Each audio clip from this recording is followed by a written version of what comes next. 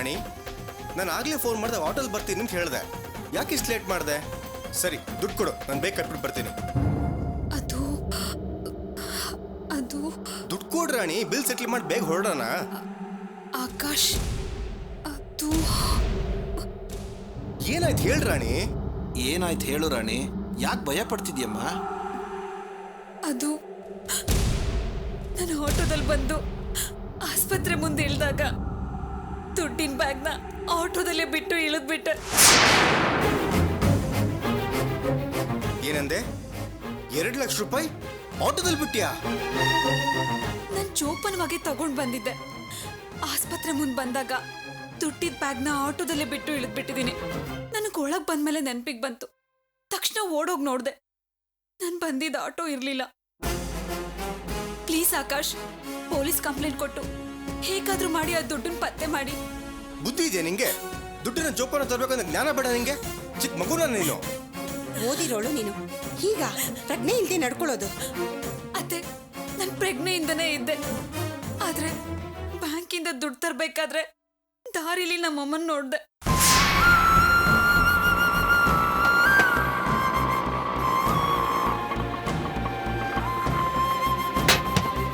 ನೀನ್ ಬಿದ್ದಿದ್ದನ್ನ ನೋಡಿ ಹೆತ್ತು ತಾಯಿ ಅಂತ ಓಡ್ ಬಂದೆ. ನೀನ್ ಮಾಡಿರೋ ಪಾಪಕ್ಕೆ ಇನ್ನೂ ಸರಿಯಾಗಿ ಅನುಭವಿಸ್ತೀಯ. ನಮ್ಮಮ್ಮ ಒಂದ್ ಕಡೆ ಕಷ್ಟಪಡ್ತಿದ್ದಾರೆ, ನಮ್ಮಪ್ಪ ಒಂದ್ ಕಡೆ ಕಷ್ಟಪಡ್ತಿದ್ದಾರೆ. ಅವ್ರ ಬಗ್ಗೆನೇ ಯೋಚನೆ ಮಾಡ್ತಾ ದುಡ್ಡಿದ ಬ್ಯಾಗ್ನ ಆಟೋದಲ್ಲೇ ಬಿಟ್ಟು ಬಂದ್ಬಿಟ್ಟೆ. ಏಯ್, ಆಕಾಶ್ ನಿನ್ನ ಹತ್ರ ಏನೇ ಹೇಳಿದ್ದ? ಇನ್ ಮುಂದೆ ನಿಮ್ಮ ಮನೆಯವ್ರನ್ನ ನೋಡ್ಬಾರ್ದು, ಮಾತಾಡ್ಸ್ಬಾರ್ದು ಅಂತ ಹೇಳಿರ್ಲಿಲ್ಲ? ಇವಾಗ ನೋಡಿದ್ರೆ ಬರೋ ದಾರಿಲಿ ಅಮ್ಮನ್ ನೋಡ್ದೆ, ಅವಳನ್ ನೋಡ್ದೆ, ಇವಳನ್ ನೋಡ್ದೆ ಅಂತ ಹೇಳ್ತಾ ಇದ್ಯಾ? ಹಾಗಾದ್ರೆ ಆಕಾಶ್ ಮಾತಿಗೆ ಮರ್ಯಾದೆ ಅಷ್ಟೇ. ಲೋತಮ್ಮ, ನೋಡಿದ್ಯೇನೋ, ನಾನ್ ನಿನ್ಗೆ ಅವತ್ತೇ ಹೇಳಿರ್ಲಿಲ್ಲ ಇವಳೊಬ್ಳು ದರಿದ್ರದವಳು, ಇವಳ ಕಾಲ್ಗುಣ ಸರಿಗಿಲ್ಲ ಅಂತ. ಈಗ ಅದೇ ರೀತಿ ಆಗೋಯ್ತು ನೋಡು. ಆಕಾಶ್, ನಾನು ಹೇಳೋದನ್ನ ನೀವಾದ್ರೂ ಅರ್ಥ ಮಾಡ್ಕೊಳ್ಳಿ. ನಮ್ಮ ಅಪ್ಪ ಅಮ್ಮನ ಬಗ್ಗೆ ಯೋಚನೆ ಮಾಡ್ತಾ ಬಂದಿದ್ರಿಂದ ನಾನು ದುಡ್ಡು ಕಳ್ಕೊಂಡ್ಬಿಟ್ಟೆ. ಪೊಲೀಸ್ನವ್ರಿಗೆ ಕಂಪ್ಲೇಂಟ್ ಕೊಡಿ, ಅವ್ರು ಪತ್ತೆ ಮಾಡ್ಕೊಡ್ತಾರೆ. ಪೊಲೀಸ್ ಕಂಪ್ಲೇಂಟ್ ಕೊಟ್ಬಿಟ್ರೆ ದುಡ್ಡು ಸಿಕ್ಬಿಡತ್ತಾ? ನಮ್ಮ ಅಕ್ಕ ಹೇಳಿದ್ ಸರಿ, ನೀನು ನಿಜವಾಗ್ಲೂ ದರಿದ್ರದ ಹೆಣ್ಣು. ನಿನ್ ಕಾಲ್ಗುಣ ಸರಿ ಇಲ್ಲ. ಅಕ್ಕ, ನಾನು ಸ್ಟೇಷನ್ಗೆ ಹೋಗಿ ಕಂಪ್ಲೇಂಟ್ ಕೊಟ್ಟು ಹಾಗೆ ಬ್ಯಾಂಕ್ ಹೋಗಿ ದುಡ್ಡು ಡ್ರಾ ಮಾಡ್ಕೊಂಡ್ ಬರ್ತೀನಿ. 7 ದುಡ್ಡು ಕಳ್ಕೊಂಡಿರೋದನ್ನ ಅಪ್ಪಂಗೆ ತಿಳಿಸೋದು ಬೇಡ. ಅಪ್ಪ ತುಂಬಾ ನೊಂದ್ಕೋತಾರೆ.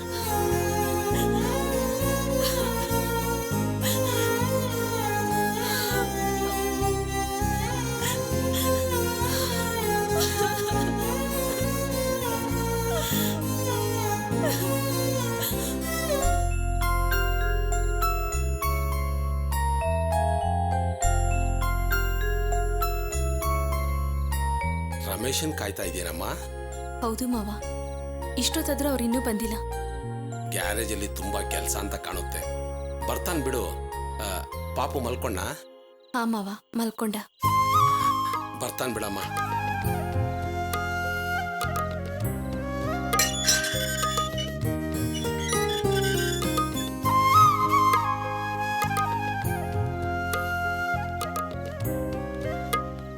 ಯಾಕಪ್ಪ ಇಷ್ಟೊತ್ತು? ಅಪ್ಪ, ಅದು ಗ್ಯಾರೇಜ್ ಅಲ್ಲಿ ಕೆಲಸ ಸ್ವಲ್ಪ ಜಾಸ್ತಿ ಇತ್ತು. ಹೌದು, ಯಾಕೆ ಇಬ್ರು ಹೊರಗಡೆ ನಿಂತಿದ್ದೀರಾ? ಊಟ ಆಯ್ತಪ್ಪ? ಊಟ ಮಾಡನಪ್ಪ, ಸುಮ್ಮನೆ ಕೂತ್ಕೊಂಡಿದ್ದೆ. ಹೌದಾ, ಬನ್ನಿ ಒಳಗೆ.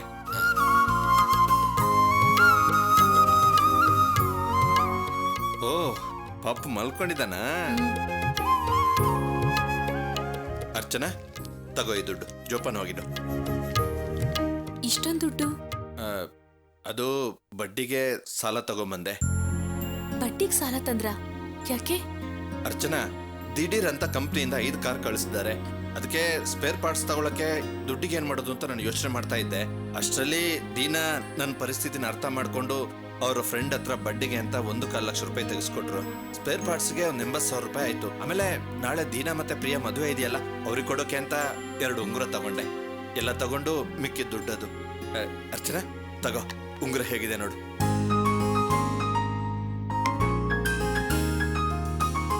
ಚೆನ್ನಾಗಿದೆಯಾ?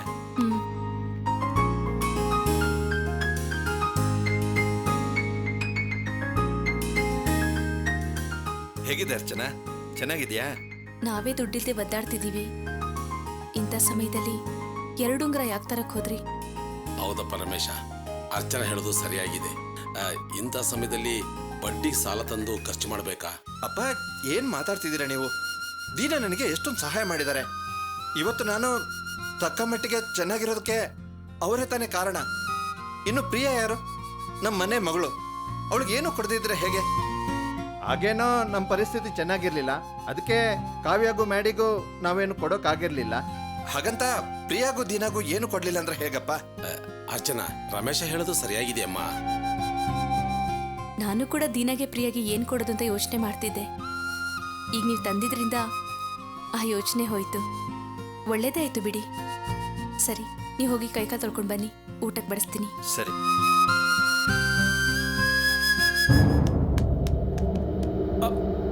ಅಣ್ಣ, ಅರೆ ಕೆಂಪ, ಬಾ ಬಾ ಬಾ. ಹೇಗಿದೆಯಾ? ಲೋಕಿ ಹೇಗಿದ್ದಾರೆ? ಹೌದು, ಏನ್ ಇಷ್ಟೊತ್ತಲ್ಲ ಬಂದಿದ್ಯಾ? ಏನ್ ವಿಷಯ? ಅಣ್ಣ, ನಿಮ್ಗೊಂದು ಮುಖ್ಯವಾದ ವಿಷಯ ಹೇಳ್ಬೇಕಣ್ಣ, ಅದಕ್ಕೆ ಬಂದೆ. ಕೆಂಪ, ಯಾಕೋ ಗಾಬರಿ ಆಗಿದ್ಯಾ? ಏನ್ ವಿಷಯ? ಅಣ್ಣ, ದೀನಾಗೋ ಅದಕ್ಕೆ ತಂಗಿ ಪ್ರಿಯಾಗೋ ಮದುವೆನಾ ಅಣ್ಣ? ಹೌದು, ನಾಳೆನೆ ಮದುವೆ. ಅವ್ರಿಗೆ ಕೊಡಕ್ಕೆ ಅಂತಾನೆ ಗಿಫ್ಟ್ ಎಲ್ಲ ಈಗ ತಾನೇ ತಗೊಂಡ್ಬಂದೆ. ಅಣ್ಣ, ಹೇಗಾದ್ರೂ ಮಾಡಿ ಆ ಮದುವೆ ನಿಲ್ಲಿಸ್ಬಿಡಿ ಅಣ್ಣ. ಆ ಮದುವೆ ಮಾಡ್ಬೇಡಿ ಅಣ್ಣ. ಕೆಂಪ, ಏನಾಗಿದೆ ನಿಂಗೆ? ಎಷ್ಟೋ ಕಷ್ಟಗಳಾದ್ಮೇಲೆ ಪ್ರಿಯಾ ಮದುವೆಗೆ ಈಗ ಕಾಲ ಕೂಡ ಬಂದಿದೆ. ನಾವೆಲ್ಲ ಎಷ್ಟು ಸಂತೋಷವಾಗಿರುವಾಗ ನೀನ್ ಬಂದು ಅಪಶಕುನದ್ ಮಾತಾಡ್ತಿದ್ಯಲ್ಲ. ಅದೇ ಏನಾಯ್ತು ನಿನ್ಗೆ? ಅಣ್ಣ, ಆ ದೀನ ಒಳ್ಳೆಯವನಲ್ಲ ಅಣ್ಣ, ಅವನೊಬ್ಬ ಕ್ರೂರಿ. ಅವನು ಪ್ರಿಯಾನ ಮದುವೆ ಆಗ್ತಿರೋದು ಅವಳನ್ನ ಸಂತೋಷದಿಂದ ಬಾಳ್ಸೋದಕ್ಕಲ್ಲ, ಅವಳಿಗೆ ಹಿಂಸೆ ಕೊಡೋದಕ್ಕೆ, ಅವಳ ಮೇಲೆ ಸೇಡ್ ತೀರಿಸ್ಕೊಳ್ಳೋದಕ್ಕೆ. ಹೇ, ಏನು ಹೇಳ್ತಾ ಇದೀಯ ನೀನು? ನೀನು ಹೇಳ್ತಾ ಇರೋದು ನಿಜನೇನು? ಹೌದಣ್ಣ, ನಾನು ಹೇಳ್ತಿರೋದೆಲ್ಲ ನಿಜ. ನಾನೀಗ ಆ ಲಾಯರ್ ವೀರಭದ್ರಪ್ಪರ ಹತ್ರ ಡ್ರೈವರ್ ಆಗಿದ್ದೀನಿ. ಅವರು ದೀನ ಲಾಯರ್ ಅಣ್ಣ.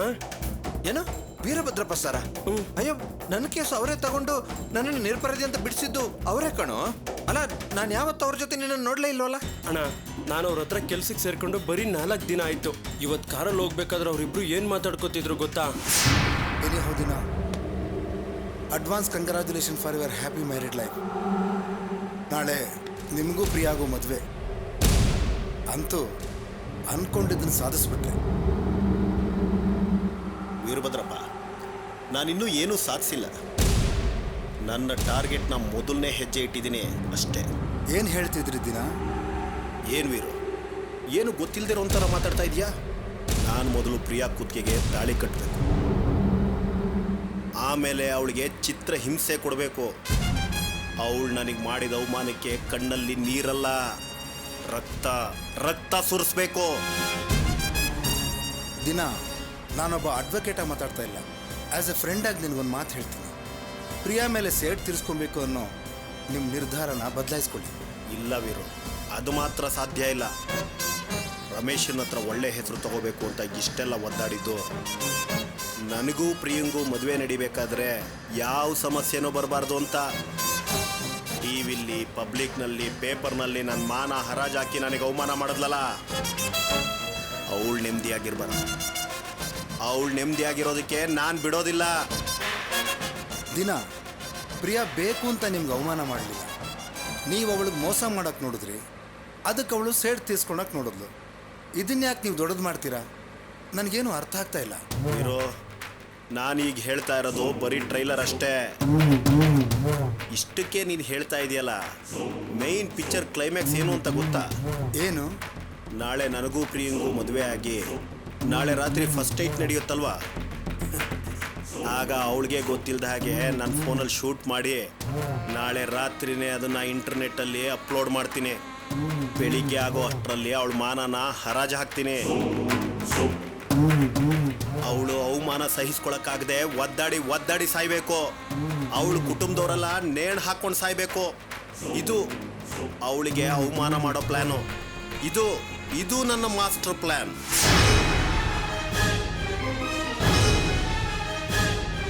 ಏನು ದೀನಾ ಅಷ್ಟೊಂದು ಕೆಟ್ಟವನ?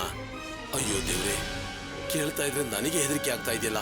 ರಮೇಶ, ಏನಪ್ಪ ಮಾಡೋದು? ಅದೇ ನನಗೂ ಗೊತ್ತಾಗ್ತಾ ಇಲ್ಲಪ್ಪ. ಹೇಗಾದ್ರೂ ಮಾಡಿ ಪ್ರಿಯಾ ಮದ್ವೆನ ಮೊದಲು ನಿಲ್ಲಿಸ್ಬೇಕು. ಏನಾದ್ರೂ ಯೋಚನೆ ಮಾಡಿ. ಅರ್ಚನಾ, ನಾವೀಗ ದಿಢೀರ್ ಅಂತ ಯಾವ ನಿರ್ಧಾರನೂ ತಗೊಳ್ಳೋ ಹಾಗಿಲ್ಲ. ಮೊದಲು ಈ ವಿಷಯನ ಹೋಗಿ ನಿಮ್ಮ ಅಪ್ಪ ಅಮ್ಮನಿಗೆ ಹೇಳೋಣ. ಅವರು ಯಾವ ನಿರ್ಧಾರ ತಗೋತಾರೋ ನೋಡೋಣ. ಸದ್ಯ ಪ್ರಿಯಾ ಕುತ್ತಿಗೆಗೆ ಇನ್ನೂ ತಾಳಿ ಬಿದ್ದಿಲ್ವಲ್ಲ. ಒಂದು ವೇಳೆ ಮದುವೆ ಆಗಿದ್ದಿದ್ರೆ ಏನ್ ಮಾಡಬೇಕಾಗಿತ್ತು? ಸರಿ ಬಾ ನಿಮ್ಮ ಮನೆಗೆ ಹೋಗಿ ನಿಮ್ಮ ಅಪ್ಪ ಅಮ್ಮನಿಗೆ ಈ ವಿಷಯ ಹೇಳೋಣ. ಸರಿ ಮಾವ, ಮಗುನ್ ನೋಡ್ಕೊಳ್ಳಿ. ರಮೇಶ, ಇವ್ರ ತಾಯಿ ಮೊದಲೇ ಹಾರ್ಟ್ ಪೇಷಂಟು. ವಿಷಯನ ನಿಧಾನಕ್ಕೆ ಹೇಳಪ್ಪ. ಸರಿಯಪ್ಪ, ನಡಿ ಅರ್ಚನಾ, ಬಾ.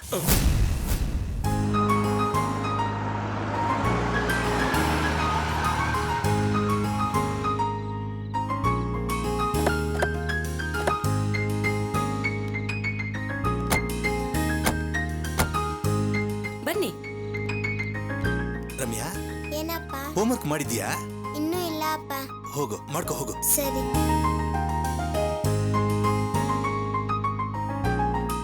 ತಗೊಳ್ಳಿ.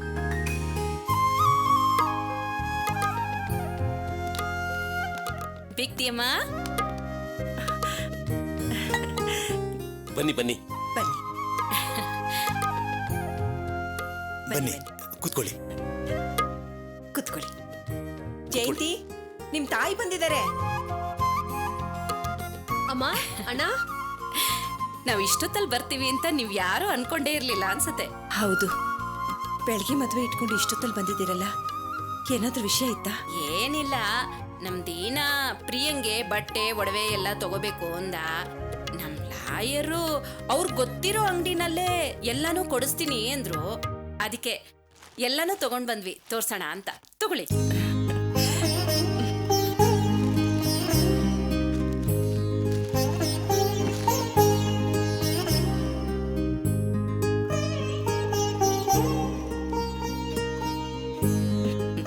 ಚೆನ್ನಾಗಿದೆ. ಪ್ರಿಯಾ,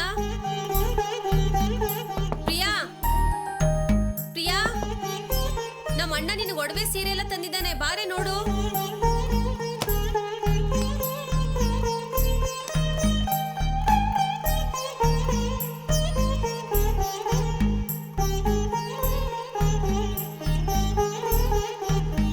ಒಡವೆ ಸೀರೆ ಎರಡು ತುಂಬಾ ಚೆನ್ನಾಗಿದೆ. ಆಂಟಿ, ನಾಳೆ ನಾನು ಪ್ರಿಯಾ ಕೂತ್ಕೆಗೆ ತಾಳಿ ಕಟ್ಟಬೇಕಾದ್ರೆ ನಾವು ತಂದಿರೋ ಸೀರೆ ಒಡವೆ ಹಾಕ್ಕೊಂಡೆ ಪ್ರಿಯಾ ಹಸಮಣೆ ಮೇಲೆ ಕೂತ್ಕೋಬೇಕು. ಅದಕ್ಕೋಸ್ಕರ ಎಲ್ಲನೂ ನೋಡಿ ಸೆಲೆಕ್ಟ್ ಮಾಡಿ ತಗೊಂಡು ಬಂದಿದ್ದೀವಿ. ಪ್ರಿಯಾ, ನೋಡಿದ್ಯಾ ನಮ್ಮ ಅಣ್ಣನಿಗೆ ನಿನ್ ಮೇಲೆ ಎಷ್ಟು ಪ್ರೀತಿ ಇದೆ ಅಂತ? ದಯವಿಟ್ಟು ತಪ್ಪು ತಿಳ್ಕೊಬೇಡಿ. ಮುಹೂರ್ತ ಟೈಮಲ್ಲಿ ಹೆಣ್ಣು ತವ್ರ ಮನೆಯಿಂದ ಕೊಟ್ಟಿದ್ದ ಸೀರೆ ಉಟ್ಕೋಬೇಕು, ಗಂಡನ ಮನೆಗೆ ಹೋಗ್ತಾ ಗಂಡನ ಮನೆಯವ್ರು ಕೊಟ್ಟಿದ್ದ ಸೀರೆ ಉಟ್ಕೋಬೇಕು. ಇದು ನಮ್ಮ ಸಂಪ್ರದಾಯ. ಅಯ್ಯೋ, ಅದು ನನಗೂ ಗೊತ್ತು ಆಂಟಿ. ಆದರೆ ನಾಳೆ ನಾನು ಪ್ರಿಯಾ ಕೂತ್ಕೆಗೆ ತಾಳಿ ಕಟ್ಟಬೇಕಾದ್ರೆ ನಾನು ತಂದಿರೋ ಸೀರೆನೇ ಉಟ್ಕೋಬೇಕು ಅಂತ ನನ್ನ ಆಸೆ. ಸರಿ ಬಿಡು ಪಾರ್ವತಿ, ಪ್ರಿಯ ವಿಷಯದಲ್ಲಿ ಎಷ್ಟೊಂದು ಬದಲಾವಣೆ ಆಗೋಗ್ಬಿಟ್ಟಿದೆ. ಇದೊಂದು ಬದಲಾದ್ರೇನಂತೆ, ಅವ್ರ ಆಸೆ ಅಂತೆ ಆಗ್ಲಿ ಬಿಡು.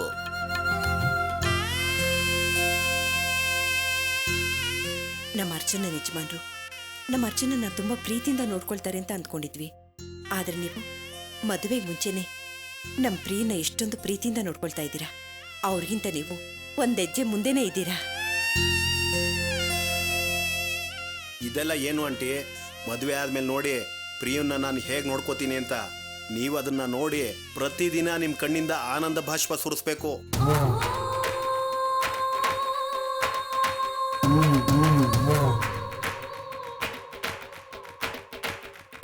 ರೀ, ಒಡವೆ ಚೆನ್ನಾಗಿದೆ ಅಲ್ಲ, ನಿಮ್ಗೆ ಇಷ್ಟ ಆಯ್ತಾ? ತುಂಬಾ ಚೆನ್ನಾಗಿದೆ, ನನ್ಗಿಷ್ಟ ಆಯ್ತು. ಇಲ್ಲ ಇಲ್ಲ, ತಗೊಳ್ಳಿ.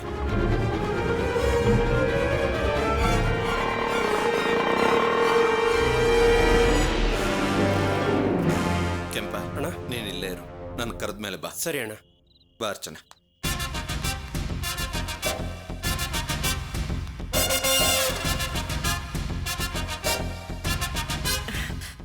ಅರೆ, ಬನ್ನಿ ಹೇಳಿಂದ್ರೆ. ಬಾಮ್ಮ ಅರ್ಚನಾ.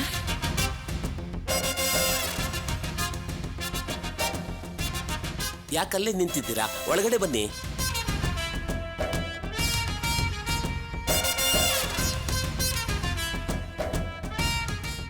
ಅರ್ಚನಾ, ಚೆನ್ನಾಗಿದ್ಯಾನಮ್ಮ? ನಾಳೆ ಮದ್ವೆಯಲ್ಲಿ ಎಲ್ಲರೂ ಸಿಗ್ತಾರೆ ಅಂತ ಅನ್ಕೊಂಡಿದ್ದೆ. ಪರವಾಗಿಲ್ಲ, ಇವತ್ತೇ ಎಲ್ಲರೂ ಸಿಕ್ಕಿದ್ದು ಒಳ್ಳೇದಾಯ್ತು. ರಮೇಶ್ಗೆ ನನ್ನ ಮೇಲೆ ತುಂಬ ಗೌರವ.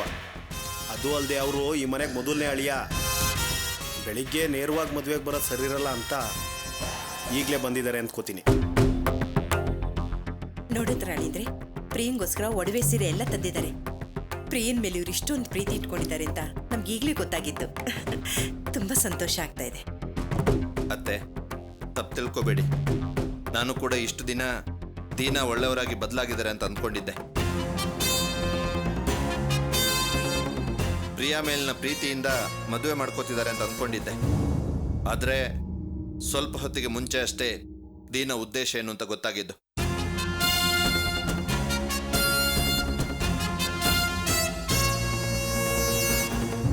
ಪ್ರಿಯಾನ ದೀನಾ ಮದುವೆ ಮಾಡ್ಕೋತಾ ಇರೋದು ಅವಳ ಜೊತೆ ಸಂತೋಷವಾಗಿ ಸಂಸಾರ ಮಾಡೋಕ್ಕಲ್ಲ. ಪ್ರಿಯಾ ಮೇಲೆ ದೀನಾಗೆ ಯಾವ ಪ್ರೀತಿಯಾಗ್ಲಿ ಅಕ್ರೆ ಆಗ್ಲಿ ಇಲ್ಲ. ಇವಳನ್ನ ಮದುವೆ ಮಾಡ್ಕೋತಾ ಇರೋದು ಇವಳ ಮೇಲೆ ಸೇಡ್ ತೀರಿಸ್ಕೊಳ್ಳೋಕೆ. ಪ್ರಿಯಾನ ಮದುವೆ ಮಾಡಿಕೊಂಡು ಅವಳಿಗೆ ಹಿಂಸೆ ಕೊಟ್ಟು ನಮ್ಮ ಕುಟುಂಬದ ಮಾನ ಮರ್ಯಾದೆನ ಹರಾಜು ಹಾಕಬೇಕು ಅಂತ ಸಂಚು ಮಾಡಿದ್ದಾರೆ. ಏನ್ ಅಳಿ ಅಂದ್ರೆ ಏನೇನೋ ಹೇಳ್ತಿದ್ದೀರಲ್ಲ? ನಾನು ಹೇಳ್ತಾ ಇರೋದಿಲ್ಲ ನಿಜ ಮಾವ. ಈ ದೀನ ಇನ್ನೂ ಬದಲಾಗಿರೋ ರೀತಿ ನಾಟಕ ಮಾಡಿ ನಮ್ಮನ್ನೆಲ್ಲ ನಂಬಿಸ್ತಾ ಇದ್ದಾರೆ. ಕಲ್ಯಾಣ ಮಂಟಪದಲ್ಲಿ ಪ್ರಿಯಾ ಇವರಿಗೆ ಅವಮಾನ ಮಾಡಿದ್ದಕ್ಕೆ ಸೇಡ್ ತೀರಿಸ್ಕೋಬೇಕು ಅಂತಾನೆ ಈ ಏರ್ಪಾಡೆಲ್ಲ ಮಾಡಿರೋದು. ಇವರು ಮದುವೆ ಮಾಡ್ಕೋತಾ ಇರೋದು ಪ್ರಿಯಾನ ಸಂತೋಷವಾಗಿ ಬಾಳಿಸೋದಕ್ಕಲ್ಲ, ಅವಳಿಗೆ ಚಿತ್ರಹಿಂಸೆ ಕೊಡೋದಕ್ಕೆ. ಹಾಗಂತ ಇವರೇ ಈ ಲಾಯರ್ ಹತ್ರ ಹೇಳಿದ್ದಾರೆ. ಏನ್ ರಮೇಶ್, ಏನಾಯ್ತು ನಿಮ್ಗೆ? ಕನ್ಸೇನರ್ ಕಂಡ್ರ? ಅಲ್ಲ, ನಾನು ಯಾಕೆ ಹಾಗೆ ಹೇಳಿ? ನಾವಿಬ್ರು ಒಬ್ರ ಮೇಲೆ ಒಬ್ರು ಎಷ್ಟೊಂದು ಗೌರವ ಇಟ್ಕೊಂಡಿದೀವಿ. ನಾಳೆ ಬೆಳಿಗ್ಗೆ ಮದುವೆ ಇಟ್ಕೊಂಡು ಈಗ ಬಂದು ನನ್ನ ಮೇಲೆ ಇಂಥ ಆರೋಪ ಹೊರಿಸ್ತಾ ಇದ್ದೀರಲ್ಲ, ಏನಾಯ್ತು ನಿಮ್ಗೆ? ಮಾವ, ನಾನು ಹೇಳ್ತಿರೋದಿಲ್ಲ ನಿಜ. ಇವ್ರಿನ್ನೂ ಬದಲಾಗಿಲ್ಲ. ನನಗೆ ಗೊತ್ತಾಗಿರೋ ನಿಜನ ನಾನು ನಿಮಗೆ ಹೇಳ್ಬಿಟ್ಟು ಹೋಗೋಣ ಅಂತ ಬಂದೆ. ಸದ್ಯ ಇವರು ಕೂಡ ಇಲ್ಲೇ ಇದ್ದಾರಲ್ಲ, ಇಷ್ಟರ ಮೇಲೆ ಈ ಮದುವೆ ನಡಿಬೇಕೋ ನಡಿಬಾರ್ದು ಅಂತ ನಿರ್ಧಾರ ಮಾಡಬೇಕಾಗಿರೋರು ನೀವುಗಳೇ. ಅಯ್ಯೋ ದೇವ್ರೆ, ಪ್ರಿಯ ಜೀವನದಲ್ಲಿ ಹೀಗೆಲ್ಲ ಆದ್ಮೇಲೆ ಒಂದ್ ಒಳ್ಳೆ ಜೀವನ ಸಿಗ್ತಾ ಇದೆಯಲ್ಲ ಅಂತ ನಾವು ಸಂತೋಷ ಪಡ್ತಾ ಇದ್ವಿ. ಅಷ್ಟರಲ್ಲಿ ಹೀಗೆಲ್ಲ ಹೇಳ್ತಾ ಇದ್ದೀರಲ್ಲ, ಹೀಗೇನ್ ಮಾಡೋದು ಹೊಳಿ ಅಂದ್ರೆ? ನೋಡಿಮ್ಮ, ಎಷ್ಟೋ ಹೋರಾಟ ಆದ್ಮೇಲೆ ಪ್ರಿಯಾನೇ ಮನೆಗೆ ಬಂದು ಮದ್ವೆಗೆ ಒಪ್ಕೆ ಅಂತ ಹೇಳಿದ್ಮೇಲೆ ನಾವ್ ಈ ಏರ್ಪಾಡೆಲ್ಲ ಮಾಡಿದ್ದು. ಈಗ ದಿಢೀರಂತ ರಮೇಶ್ ಅರ್ಚನಾ ಬಂದು ನನ್ ಮಗನ್ ಮೇಲೆ ಇಲ್ದೇ ಇರೋ ಆರೋಪ ಹೊರಿಸೋದು ಸರಿಯಲ್ಲ. ನೋಡಿ, ಇವರಿಬ್ಬರ ಮಾತನ್ನ ಕೇಳ್ಕೊಂಡು ಮದ್ವೆನ ನಿಲ್ಲಿಸ್ಬೇಡಿ. ನಿಮ್ಮನ್ನ ಕೈ ಮುಗಿದು ಕೇಳ್ಕೊತೀನಿ.